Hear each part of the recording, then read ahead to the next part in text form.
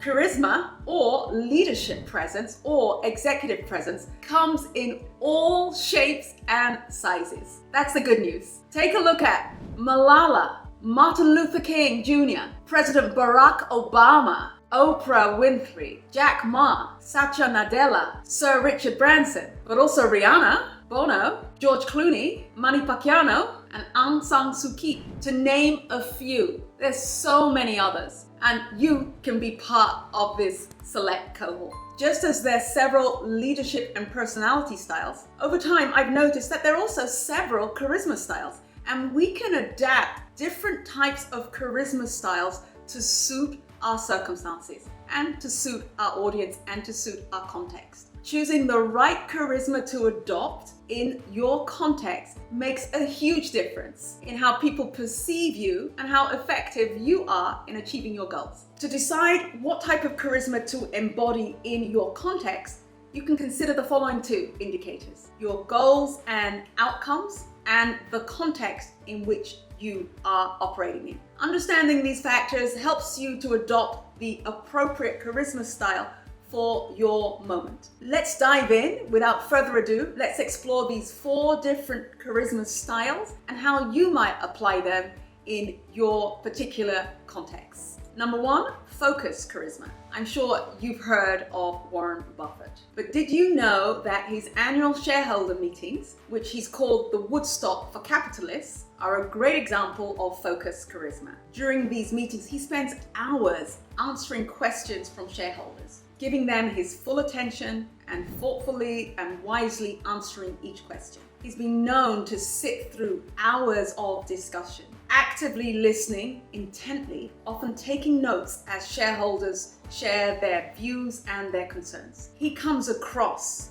as wise, trustworthy, intelligent, advisor, and sage. Focus charisma is all about presence, concentration, intensity, knowledge, intelligence, and conveying a sense of being fully engaged and fully knowledgeable about the subject you're discussing in the moment. It's highly effective in business and in forums where expertise and expert advice is highly valued. This charisma style requires good listening skills, intelligence, good thinking skills to be able to respond wisely and intelligently and with expert knowledge. People notice your body language, which should be measured and relatively still, your presence, your gaze, your focus. So you want to manage your internal state, make good eye contact, and give measured and thoughtful responses. Like most things, there are a few pitfalls to watch out for, such as appearing too nerdy or too subservient if you display too little power in this charisma style, or being too focused and cerebral that you come across as disconnected and unapproachable. Measured focus charisma is appropriate for literally all business settings to some degree, especially when you need people to trust you, to open up and share information, and to buy into and believe what you are sharing. To develop focus charisma, be fully present, engage with your listeners with a steady gaze, listen intently to what they say, and reply knowledgeably and wisely with a measured tone to their questions. Number 2, visionary charisma. 2 great well-known visionaries are Steve Jobs, the late co-founder of Apple, and Martin Luther King Jr., the civil rights leader.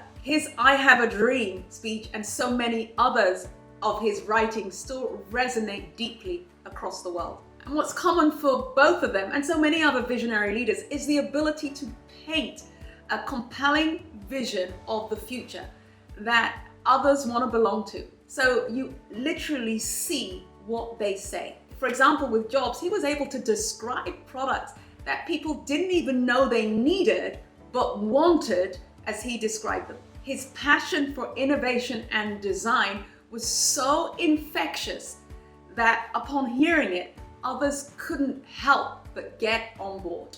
Visionary charisma is all about captivating and inspiring your listeners to engage with the vision you're painting, and literally mobilizing your listeners to do whatever it takes to be a part of your vision.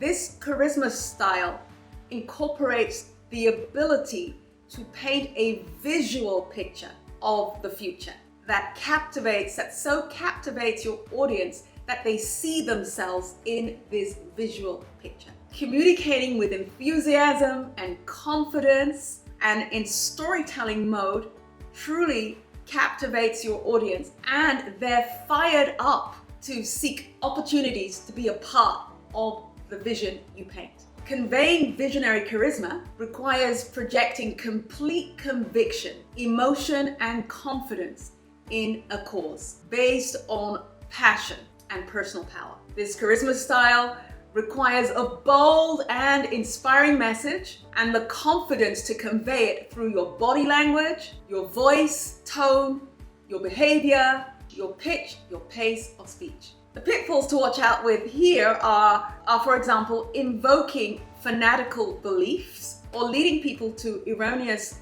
decisions and actions. Visionary charisma is appropriate when you need to inspire people and mobilize them to move and change and act in ways that they haven't previously done into a vision that is compelling and in many cases new and transformative. Visionary charisma is also appropriate when you want to inspire courage in your listeners. The courage to act, the courage to be, think, and do differently. However, it's best to avoid it when your audience particularly needs hard facts, analysis, data-proven results, or research. To convey visionary charisma, craft a message that is visually, auditorily, and experientially appealing. Make sure you deliver it with conviction and with certainty. Number 3, kindness charisma. Diana, the Princess of Wales, was renowned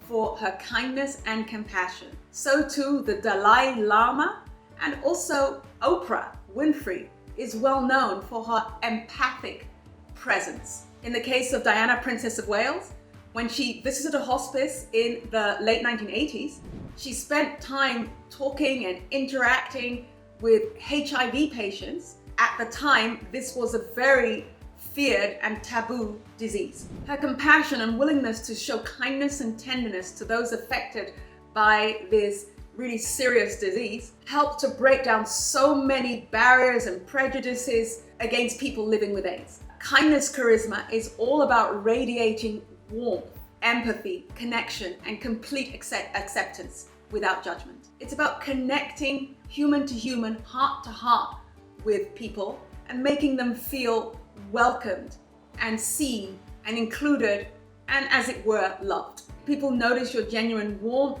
tenderness, and caring demeanor, as well as your kind and compassionate tone of voice. Conveying kindness charisma requires a focus on a softer, warmer, more connecting body language, particularly soft eyes, relaxed jaw, a warm smile, as well as a soothing and melodic voice tone, pitch, and pace. To develop kindness charisma, visualization techniques, perhaps of a beloved person in your life relationship, or a beloved pet, or something that really is heartwarming for you, really helps to shift you into a more kind and loving zone.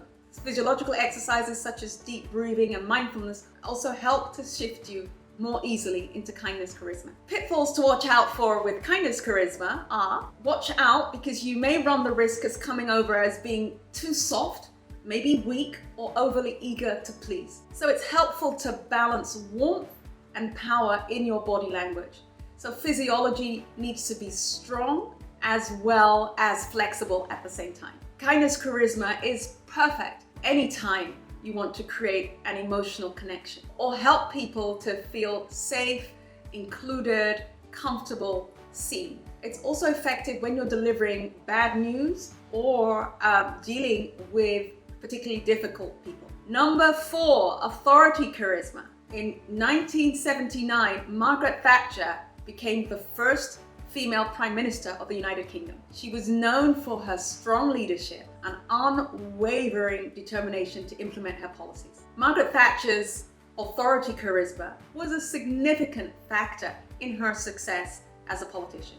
Authority charisma is about projecting an image of unyielding authority and confidence, which is essential in several cultural contexts and several business situations, especially during crisis or when compliance is essential. It involves managing body language, appearance, and voice tone. Many of Margaret Thatcher's speeches and addresses are an excellent example of authority charisma, as she exuded confidence and projected an image of a strong, capable, and unyielding leader. To be able to do the same, practice mental preparation, taking up space with your posture, and reduce non-verbal reassurances. You want to avoid fidgeting, speaking too much, so you'll need to be concise and to the point, and quite decisive and directive in your communication. Using the power of pause and developing a deeper, richer voice. Notwithstanding, combining authority charisma